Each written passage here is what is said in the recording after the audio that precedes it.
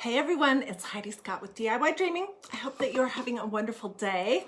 Just to mix things up a little bit with our crafts, today I thought we would do some fun projects on inexpensive hardware store lumber and inexpensive hardware store rounds. And what I'm going to show you today is something that I have been doing for about 2 years, and I'm calling it secret sauce. That's what I've been calling it all along, because it's a way to make this kind of wood look like vintage farmhouse. And anyways, it's super easy. I'm also going to show you what reverse secret sauce is. So I hope you'll stay with me. If you have any questions, feel free to ask those. If you, just putting something here. If you like this project, feel free to sprinkle to your social media. That would be awesome. Having the typical thumb problems. Okay, and I just put a link at the bottom of the page to the stain that we're going to be using, and I'm going to show you 3 different variations of the same idea. Okay, so before we actually start with one of these blank canvases, I want to show you a few examples of different things that I've made. This is the best view of what a heavy secret sauce can look like. Can you guys see that? It looks like distressed farmhouse type of wood. This is what this wood would look like if you didn't do the secret sauce and you just use the stain. So that's the difference. And on this, I went pretty dark. Okay, so that's with secret sauce. This is without secret sauce. And how the secret sauce name got started was, I was having a live workshop. This was before COVID. And we were talking about what people liked on their French fries and how everybody likes something different, a combination of ketchup and mustard, just ketchup, tartar sauce, vinegar, fry sauce, you know, there's a zillion different things that you can have on your French fries. And so I just, somehow that popped into my mind that this is secret sauce. Uh-oh, let me grab that.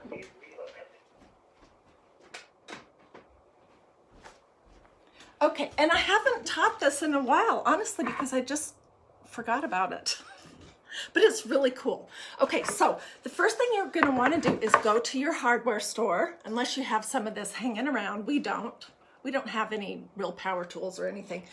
And in the wood section, you can just find these boards. I think this is 14 wide. It was about 6 foot long.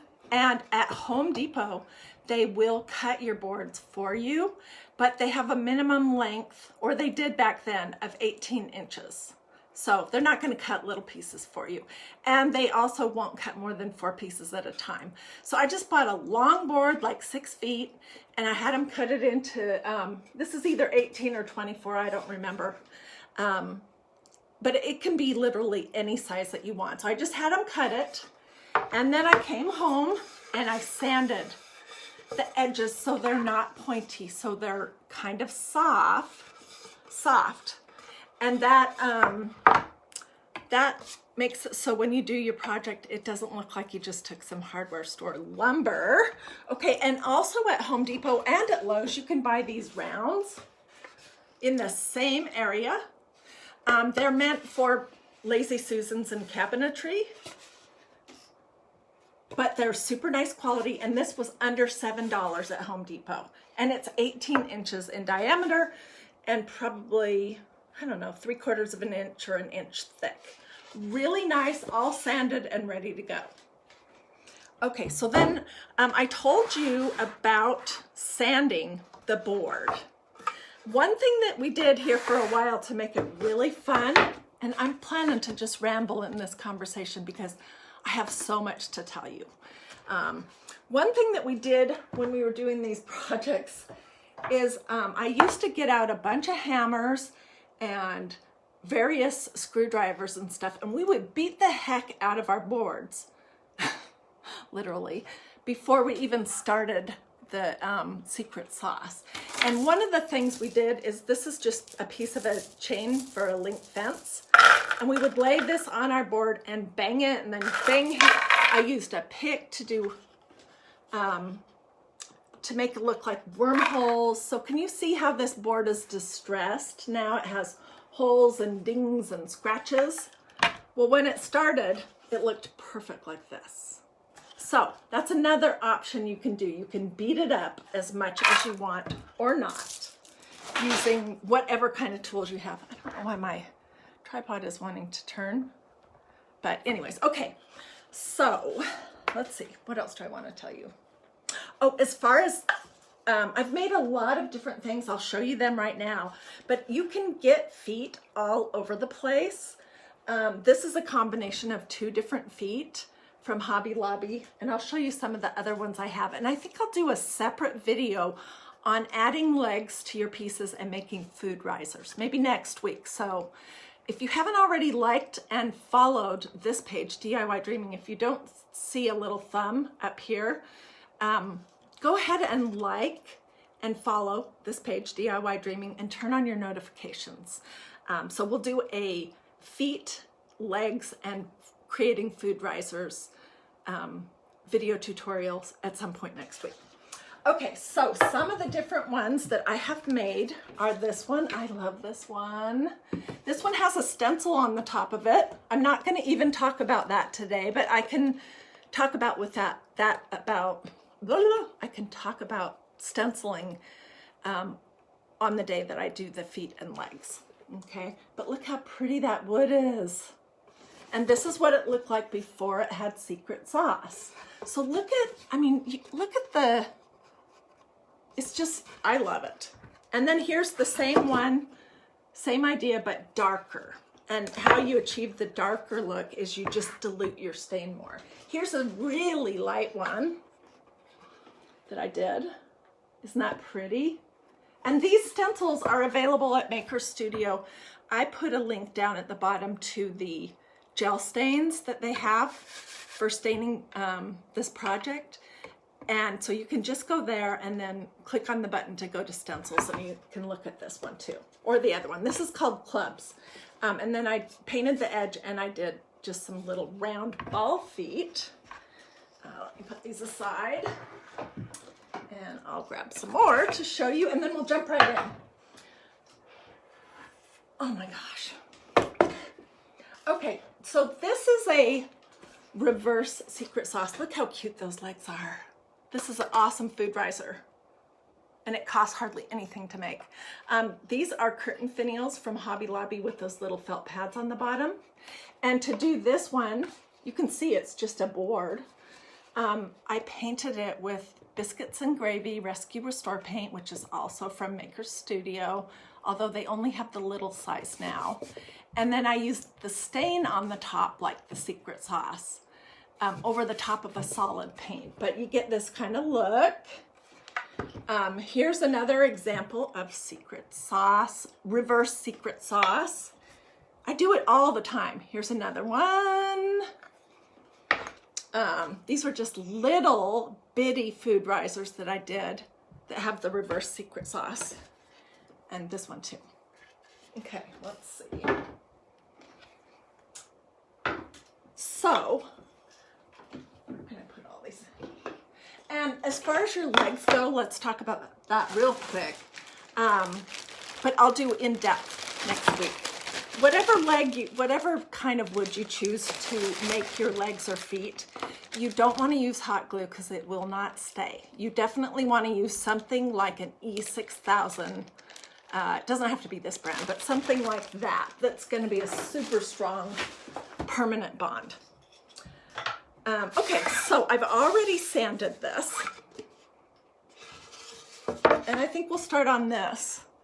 And I'm going to show you what you do. And I also got some paper plates out and some of my Biscuits and Gravy Rescue Restore paint back from when they had the big containers. Now they just have the little ones. And I squeezed some of that out, and I'm taking a cruddy brush. I mean, you can use whatever you have. And I'm just going to put a little bit of the paint on the end of my bristles and take it off. Let's come down a little bit further. Okay, and then you need to decide which way you want to go. I think it looks better personally if you go with the grain, but it's up to you. And then what you're gonna do is you're just gonna drag little streaks across your board. Just random. I'll show you what I'm talking about in just a second. This is where you put your paint is what prevents your stain from soaking all the way in, and it's what gives you the vintage farmhouse look. Okay, I'm gonna hold this up. You can also go, can you guys see that? It's gonna be hard for me to show you, but you can see that I did brush strokes across, and then in some places I just did this little thing where I just did a little pounce and it leaves kind of dots. And then other places I call this jab and stab. And the other thing is I like to add a little of it around the edges. So this is step one for secret sauce. And it's completely personal preference. You can do it really heavy like this one. You can see the big, heavy areas that I put my paint on, or you can do it lighter. And this one's gonna be a little bit less obvious, a little bit lighter. So let me just add a little bit more.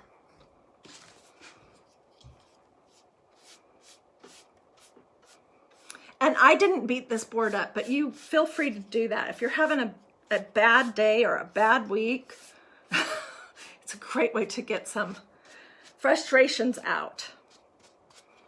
Now, if I was going to do both sides, I would do one side at a time. What do you guys think about this so far? Let me see if I have any comments. Oh gosh, yeah. And there's a lot of you guys on. This is really a cool technique. And last year and the year before, I made a ton of gifts for people for Christmas using these rounds that cost $7. And then I bought the really inexpensive handles. Trying to think if I have any in here. Just their door pulls from Lowe's or Home Depot, and you can cover those with jute or twine if you want. I mean, there's so many things that you could, and you can do a stencil on the top, and it just makes it's a great gift. Okay, so I'm really just kind of hoping that this will dry here. I'm gonna fan it for just a second, and I'm gonna throw my brush in some water. It's cruddy, but I don't wanna, ruin it. This is a messy project. That's why I don't have on anything fancy. So prepare your space and don't wear like your favorite whatever. Okay, so there's 3 colors of stain. My favorite is this one right here. It's called Hazel Mahogany Gel Stain. It's a great brown. Did I not get out? Oh, okay, this one right here is black. It's called Kensington Black. And this one right here is gray, and it's called Windsor Gray. But I still like Hazel Mahogany. I think it's the most versatile. But this is what they look like on Secret Sauce. This is the gray. Here's the Hazel Mahogany. And here's the, oh wait, the first one, I'm sorry, I misspoke. This is the black. This is the gray. The black is really not very black. It's just a darker gray. But you can get those, all of those stains are right. I pinned a link to those at the bottom. Okay, and for today, we're just gonna work with the Hazel Mahogany Gel Stain. This is the first and only tub I've ever had, and I've done workshops, I've done a ton of projects myself. And towards the end of it, I just added water directly into my container. But what you're gonna wanna do is take a couple of spoonfuls of this, put it in a plastic glass or a bowl or something, and add some water. And the more you dilute it, the lighter your stain will be. So it's personal preference. And you can just fiddle around with it and see. You could even fiddle around on the underneath and see what level of stain you like the best. Okay, and you're gonna need lots of paper towels. And you're probably gonna need a little bit of water. So let me get a dip over here on your paper towel. And what I'm gonna do is I'm just gonna use a foam brush, but you can use whatever you have, and I'm just gonna get some stain on it. And then I'm gonna apply the stain to my board. The paint on here is so light, it doesn't take any time to dry at all. And these stains from Maker Studio, I'm not sure how much longer they're gonna carry them. They do have them as of today, so if you're thinking you wanna do some of these secret sauce projects, I would grab some soon. But anyways, what I was gonna tell you is that they have essential oils in them. So they smell really good. I need to get another hazel mahogany before I can't get one at all, because I like to do this secret sauce thing. Okay, so this is what my board looks like right now. And I'm just gonna use some of these napkins that I got out to pull some of it off, to get what level I want of stain over the top of my streaks.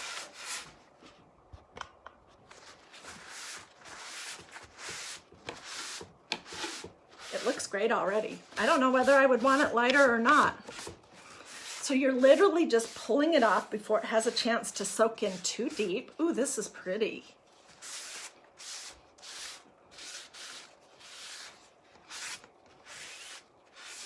And you have a choice with this or with the round. I may not show you the round today because I have people wanting to go to the aquarium. My sister's here visiting from Idaho, and I'm gonna need to hop off before too long to buy tickets. Anyways, this is what it looks like. Okay, so I don't know if you think that's pretty or not. I do. But once you have either some handles on it, some feet, maybe a stencil. I made a really pretty charcuterie board that was almost identical to this like a year and a half ago. But if you put a stencil with a design over the top, it's fabulous. And you can stain the sides or paint them. I personally like them painted better.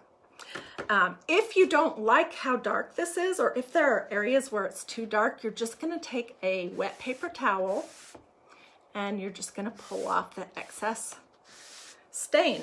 It won't pull up your paint. Your paint is the areas where it looks streaky, and the paint is preventing the stain from soaking all the way in.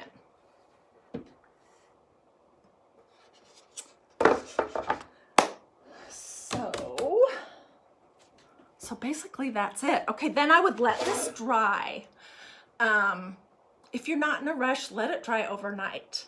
And then do the next step, which is to paint the edges, to apply hardware, to stencil if you want. And then you can use either a clear matte sealer in a brush-on formula, or you can use one of these spray matte sealers. If you think that you're going to want to use this as a charcuterie board, then when you're at the hardware store looking for a sealer, look for one that specifically says food safe.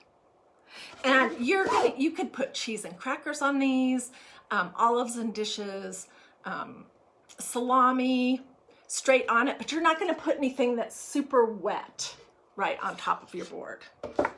And anyways, then like you can see how this evolves from this to this once you get a stencil over the top of it. Now, when I did this, all of these ones that have the designs on them, I used the Biscuits and Gravy Rescue Restore paint that was the same creamy color that I went underneath, and I used it with a pouncer on my stencil. And here's what I want to tell you about that. Paint, any kind of paint, chalk paint, acrylic paint, craft paint is hard on stencils because it dries really fast. And if it dries in the holes in the mesh on your mesh stencils, then when you pull it up, it's gonna pull part of the design up, and also it's gonna clog up the holes in your stencil. So this is what I've learned over the last 2.5 years or whatever that I've been doing this technique. So my advice to you, if you want to use paint, which is really the best thing to use for this, use the biscuits and gravy. You can get a little container and put your stencil on and then go really fast. And then pull your stencil up immediately, run to your kitchen sink and start spraying it with your sprayer and cool water. You can use a sponge and a little dish soap if you need, but you want to get your stencil cleaned out ASAP if you're going to use paint on it. And paint, I get this question all the time. What's the difference between chalk paste and chalk paint? Do you guys know? I'm sure a lot of you do. Let's see what's going on here. Okay, chalk paint is paint that has chalk in it. It's paint that you would paint something with. It's permanent. Chalk paste is not permanent. It's not paint. It's a paste that's made out of chalk, like the chalk that your teacher wrote on the blackboard with. And you can get it colored and whatnot, but it is not permanent. So you could use chalk paste on this project if you wanted and spray a couple of coats of this over the top, and it would be permanent and it would be less damaging to your stencil. It does not dry as fast as paint. But there's a very distinct difference between chalk paste and chalk paint. And I just want to make sure everyone knows that. Anyways, I hope you guys liked this project. I'm going to hop off now. I'll get pictures of everything and put them in the comments of all these projects that I've done in the past. And I'll include a picture of this, the E6000 glue, in case you're wondering. I'll include the pictures of the 3 different stains. And if you want to look, I put a link at the bottom, I think I did, to the stains that Maker Studio has. They're really nice. They smell delicious. You can use them indoors. And then like and follow DIY Dreaming and turn on your notifications. And next week we'll do the next step, which is we'll do a stencil, we'll paint the edge, and we'll do some legs and feet. And I'll show you how to make different size risers. So it should be really good. Anyways, hope you enjoyed this. I know it was speedy, but you got all the basic information. It's not a difficult technique at all. It's really just dry brushing and then staining. But I like to call it secret sauce. So I hope you liked my secret sauce. And if you have questions, let me know in the comments. Feel free to sprinkle, and I'll see you guys later. Bye.